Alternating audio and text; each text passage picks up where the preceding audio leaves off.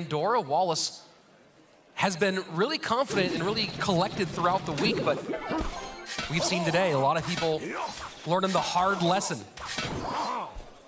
Yeah, I mean, at the end of the day, it's a live stage, so everything you've seen all year, it matters. I mean, that's how these players got here, but really, it's what can you do this weekend? Log for Pandora, bar barrel for Wallace. Variations on a theme here as both are playing minor. The bar barrel might make it difficult once the game goes into overtime and triple elixir. You're not going to be able to get that small spell chip damage that the log minor deck will have. So is this minor loon now with the bar barrel and the monk both in the mix? Yeah, I mean, we've been talking about it all day. The snowball has been such an important card, and I would assume it's going to be snowball, loon, maybe a build-in, not sure what that last card would be. There we go, bomb tower. That does make sense if it is loon. And you see a little bit of a difference here with playing the monk ability late. Once the Little Prince gets into that full speed to make sure the counter does take the champion all the way off the board. Minute 40 left. And so far, very tight, 28:07 on the top right-hand tower of Pandora, 26:42, the lead for Pandora with that damage on Wallace's bottom right side. Both players playing relatively slow. Pandora has to be careful about, spending way too much elixir. It's going to allow for an easy loon opposite lane if he does so. Wallace, on the other hand, he's just waiting for that double, triple elixir where he can start to get those balloon pushes in. And going bomb tower to hold here, which will also help against this minor. Goblins to pick up.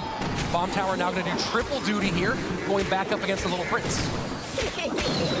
Little Prince not able to get a shot, but it will activate the ability right there. And Wallace has not played a card, needs to use the snowball in order to redirect the guardian. And you saw the eyebrow raise from Wallace there, a bit surprised that actually made it out as the Little Prince was dead, gone, buried, and already had a eulogy before that guardian came on the board. Right there, Evoed Archers at the bridge. Minor on top of the bomb tower. I don't think it's going to be able to take it out all the way, though. Oh, it does. Okay, that should be a shot. Can it get two? No. Just one shot, but does take the lead after the death damage. 1689 to now a little chipping coming in from the minor with the knight tanking for it. Archers have to come in low. Poison value available for Pandora. Those Evo Archers are so strong right now, heading into overtime right here. Wallace potentially getting aggressive. No, just going to delay a little bit. There we go. Now going on the aggressive route. Loon in, bomb tower high, but again, Wallace trying to get his bomb tower to do so many things all at the same time. Gets the Little Prince off the board from the top, but once again, the lead swinging back to Pandora. But this is the thing with Loon decks. You can take a little bit of a deficit. They can start taking the lead. You only need one or two good pushes in a game. So far, we've seen one good push from Wallace. Now Wallace just needs to put together a second one. It's going to be a lot easier with the elixir flowing. It's just dependent on whether or not Pandora can defend properly. Wallace played very little balloon during the CRL season. Only one game did get the win. You have to imagine that Jose VTS, his coach, was trying to be unpredictable here in this matchup. So far, though, it has been Pandora getting the advantage. And right there, going in with the loon in the back, trying to set himself up with a double loon push. First loon, not going to be the dangerous one. It's that second loon that is so powerful. And poison to slow it down. The minor does not get there in time to tank for the balloon. Snowball to slow it down, and it does connect. Oh my word! The lead swings to Wallace in our final minute. Right there, bomb tower 2 to defend. A big push coming in from Pandora, getting the tower down to 965. But Wallace, let's see what he's going to do. Is he going to attack with just the miners, or is he going to go in with one more loon push? These poisons are a huge problem for Wallace, as he does not have the same ability to create direct damage on the tower. You see the minor not getting it done. Loon in for the pressure. Poison in for Pandora. 30 seconds left. Beautiful adjustment. He wants the balloon to get tanked. The minor on top of the tower. 115, 66. 17 HP left. Log in. Is the loon going to get there? Yes, it will. Wallace takes game number 1. Pandora to our second round.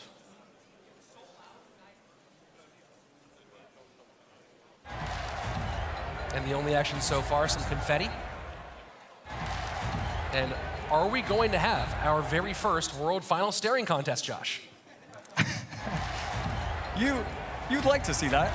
I like all types of contests, and you have to imagine if they're going to be competing in this, they're going to be competing at the highest level in everything they do.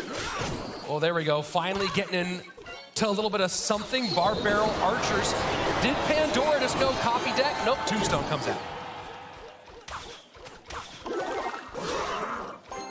Wallace splitting barbs in the back. We're not going to see E-Golem, right? You wouldn't think that we're going to see that on this stage. That would be wild, and looking like Sparky here is probably the more likely pick as it comes out. Right at that moment, Bowler for the Evolved Barbarians will be nice, and the Electro Giant aggressive in the opposite lane. Barbs out of cycle, and he has to use a pump to pull the Electro Giant. Will it get away in time? The Lightning takes everything off the board. That's going to be a lot of early damage for Pandora. And no pump in cycle, so that way Pandora can get aggressive right here, getting the tower all the way down to 1958. A very strong opening push from Pandora. You have to be so careful. You've used your Barbs and your Sparky. Those are the two tank-destroying cards. I'm not sure if he should have tried anything else, maybe trying just waste the minions or something. Using those two cards right there in succession, a huge mistake for him. And Sparky's up as we get closer to double elixir time. Does not want to get caught in the same situation as he had last time, but pick your poison at this point, right? 21:59 left-hand side, 15:30 on the right-hand side, and Wallace, it's very possible that he would just ignore a push in the right-hand lane of the stage. Right here, going in, and there we go. We see the pump. I mean, this is how you play Sparky Goblin Giant Pump. You want to get slight pushes going in, make your opponent think that you're getting aggressive, but really you're just trying to get those elixir advantages and eventually be able to overwhelm. And that was a nice fireball there to clear off the Evolved Archers as the Goblin Giant sets up one more time to the left-hand side, and we're not seeing any play being made on that pump, not wanting to use the Lightning all the way back there without extra value. And right there, Pandora, I mean, he has a huge lead, but you can see him kind of flinch once he played that Sparky in the back. He has such a big lead, but it looks like Wallace just has the advantage. The elixir is flowing for him. Evo Barbs with the raged up Goblin Giant, raged up Sparky, just spamming right now is Wallace on the right-hand side, but he's not going to get a ton out of this. Into the tower all the way down to 23:04, but nothing more. Wallace just going to set up with another pump. Again, exactly what you want to do when you're playing these Sparky pump decks. Barbs in cycle this time. Fireball does not get the Archer to see Wallace shake his head. That was not what he was hoping for. And now the NATO clears, and this should be enough to get this tower all the way down. Pandora takes game number 2. Oh my goodness. To our second round.